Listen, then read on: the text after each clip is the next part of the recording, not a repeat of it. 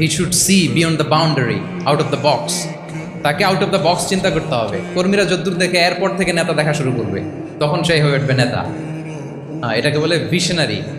এই ট্রেডটা একটা leadership trade, খুব গুরুত্বপূর্ণ লিডারশিপ ট্রেড। মানে ফার সাইটেডনেস থাকা, দূরদর্শিতা থাকা, ফিউচারিস্টিক অ্যাটিটিউডের হওয়া, সময়ের আগে চলতে পারা, মানে আগ থেকে আন্দাজ করতে পারা। রাসূল সাল্লাল্লাহু আলাইহি ওয়াসাল্লামের মধ্যে এটা ছিল। কেমন ছিল? ওনার দু একটা উক্তি আমি কয়েকটা হাদিস শেয়ার করি। তিনি বলতেন, ইন্নাল্লাহা যাওয়ালি আল আরদা ফারাআইতু মাশআরিকাহা ওয়া মাগারিবাহা ওয়া ইন্না মুলকা উম্মতি সায়াবলুগু মুলকুহা মা যুবিয়া লি মিনহা। আল্লাহ তাআলা এই পৃথিবীটাকে ফোল্ড করে ছোট রেপ্লিকা বানিয়ে আমার সামনে তুলে ধরেছেন। ফারাআইতু মাশআরিকাহা ওয়া মাগারিবাহা, আমি পৃথিবীর প্রাচ্য পাশ্চাত্য সবটুকুন দেখেছি। আর আমি যদ্দূর দেখেছি ঠিক তদ্দূর জায়গায় আল্লাহ তাআলা লা ইলাহার বাণী পৌঁছে দিবে। যদ্দূর দেখেছি, ঠিক যদ্দূর দেখেছি তদ্দূর পৌঁছে যাবে ইসলামের সুমহান বাণী। আজকে পৌঁছে গেছে না পৃথিবীতে? পৃথিবীতে এমন কোনো জায়গা আছে যেখানে লা ইলাহার ধ্বনি উচ্চারিত হয় না? এমন কোনো জায়গা নেই। তার মানে ফিউচারিস্টিক, সে 1400 বছর আগের কথা, যে পৃথিবীর আনাচে কানাচে কোথাও বাকি থাকবে না, সব জায়গায় ইসলাম পৌঁছে যাবে। অন্য জায়গায় বললেন, লা ইয়াবলাগান্না হাযাল আমরু মা বালাগাল লাইলু ওয়ান নাহার ওয়ালা ইয়াতরুকুল্লাহু বাইতা মাদার ওয়ালা ওয়াবার ইল্লা আদখালাহুল্লাহু হাযাদ দ্বীন।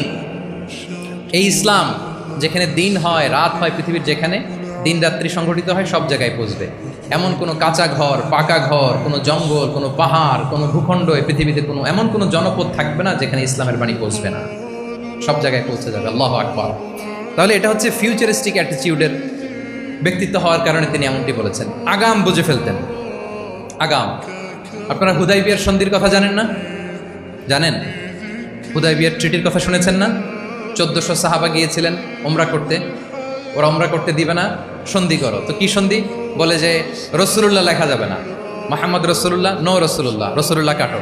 সাহাবিরা বলে আমরা কাটতে পারবো না। রাসূল ইসলাম বললেন না না, কেটে ফেলো, কাটা হলো।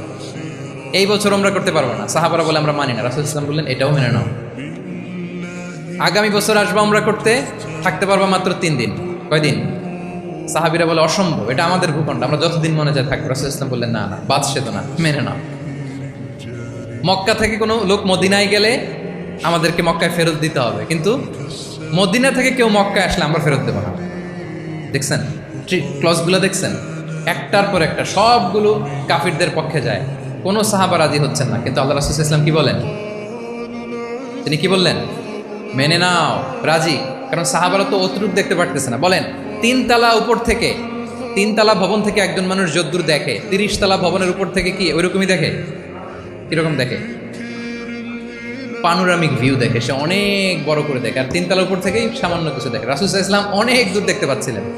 তিনি চিন্তা করলেন, কিছু বছর যদি আমাদের মধ্যে দাঙ্গা হাঙ্গামা যুদ্ধ বন্ধ থাকে, আমরা গ্লোবালি ইসলামকে ছড়াই দিতে পারব। শান্তভাবে মদিনাতে একটা স্ট্রং ইসলামিক কমিউনিটি আমরা তৈরি করতে পারবো। আল্লাহু আকবার। এবং তিনি দেখতে পাচ্ছিলেন, ইন্না ফাতাহনা লাকা ফাতহাম মুবিনা। এই হুদাইবিয়ার এই চুক্তি, যেটা আদতে অ্যাপারেন্টলি মনে হচ্ছে সব আমাদের বিপক্ষে যায়, আসলে এইটাই আমাদেরকে ভূমি ধস জয় এনে দিবে। আল্লাহু আকবার। এবং সেটাই হয়েছে।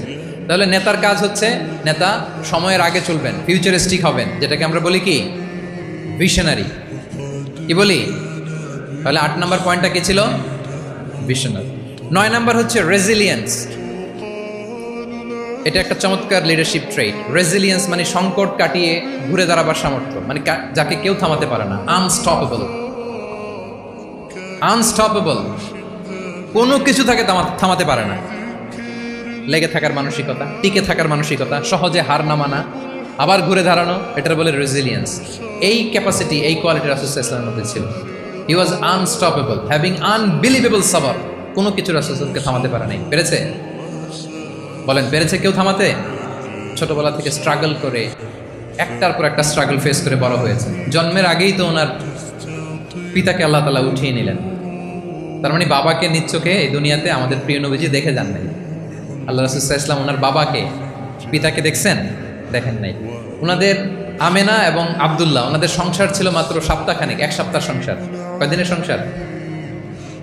কয়দিনের? 7 দিনের। এই সপ্তাহখানেকের সংসারেই আল্লাহ তাআলা রাসূল সাল্লাল্লাহু আলাইহি ওয়াসাল্লামকে ওনার মায়ের পেটে পাঠিয়েছেন।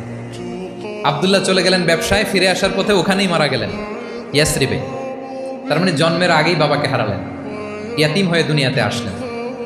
এরপরে মাকে হারালেন, এরপরে দাদাকে হারালেন, এরপরে চাচাকে হারালেন।